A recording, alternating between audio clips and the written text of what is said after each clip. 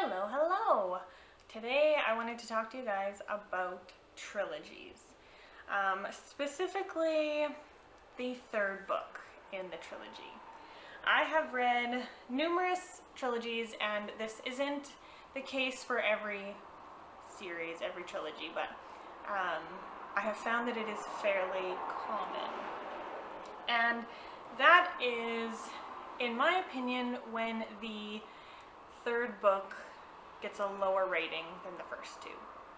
And I don't know why that is. Is it, like, I've never written a series before myself, so, like, is it just difficult to write a third book to finish off a story, a concept, an idea, a world, and make it satisfying? Is that just, like, more difficult than writing, like, the first two books? I don't know, perhaps. But, yeah, I just wanted to talk through a few of the series that I have read where I think the third book is lesser than the first two. No particular order. Maybe I'll start with the one that I don't actually own, and that would be the arc of the Scythe Trilogy. I really loved Scythe and Thunderhead. I think those two were very well done. And then the third one came along, and then Neil Shusterman, like, had some, I don't know, he just took the story to a place where it didn't feel like it fit.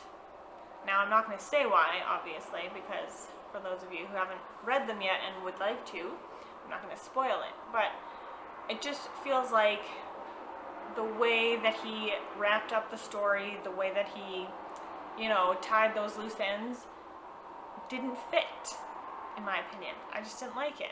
And then, like, introducing brand new characters and having them be, like a focus of the third book, I don't know if that's really, like, the best idea, like, to introduce a new character or even a couple of new characters in the last book. You don't have enough time to, like, get to know them or care about them because you've already built, not a relationship, but you've already followed all the other characters from the first two, and you're connected to them, and you like them, you follow them, whatever. Anyway, I'm just going to use dry to represent the Arc of a Scythe trilogy. There is no connection. It's just the only Neil Shusterman book I own. Okay, so then the next one is actually, there's a couple in here that are interesting because Mark of the Raven is my favorite, well, is one of my favorite Christian books of all time.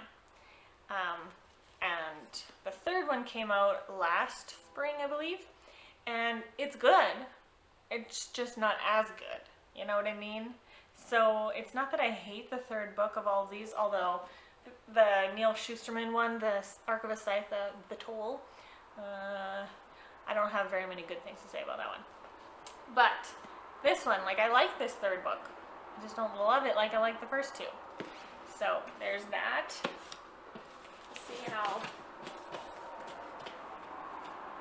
if that works.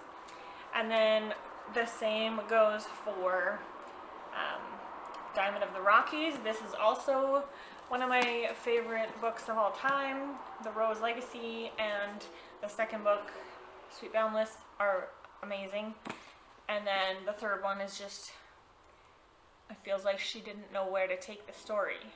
So it went in, like, completely different town, the same people, but a different town, a different family, like, new characters again.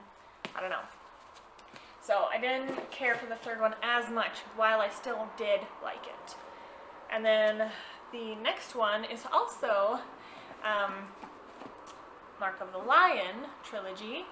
I don't have the first one here because my mom is borrowing it, but the first two are really good.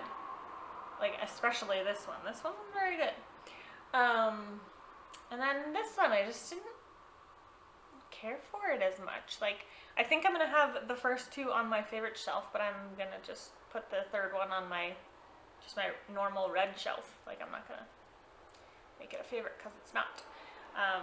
So yeah, It's a little bit strange.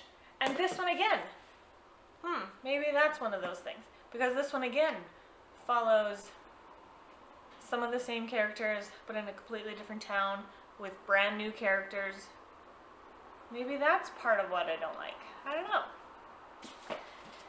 And then, this is like a super fun middle grade fantasy. I really enjoy it. I would recommend the audiobook because I don't think I would like reading it physically half as much as I liked the audiobook because of the narrator, so tips there. Yes. I don't have the third one. I don't know if I'm going to really buy it unless I find it cheap at the thrift store, but Hollowpox is the third one, and just not as good. It's got a very different plot to it than these two, and just didn't care for it. I don't know. And then lastly is the Cursebreakers trilogy. I really love the first one specifically, and I did like books 2 and 3, but I just felt like, so book 2 is A Heart So Fierce and Broken, and book 3 is A Vow So Bold and Deadly. I don't know. Yeah, I don't think I really like the third one as much. I did like it, just not as much. So there's kind of a weird theme where the third book just doesn't measure up. Let me know if you have experienced the same things, and let me know with which trilogies you've experienced that.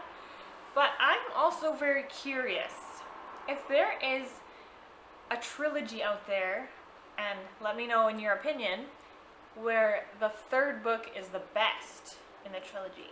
That one, I'm gonna have to look at my shelves and really think about that one. Yeah, but I'd like to hear your guys' answers. So yeah, let's just chat books in the comments below. I hope you have a lovely day, and I will see you in the next one. Bye!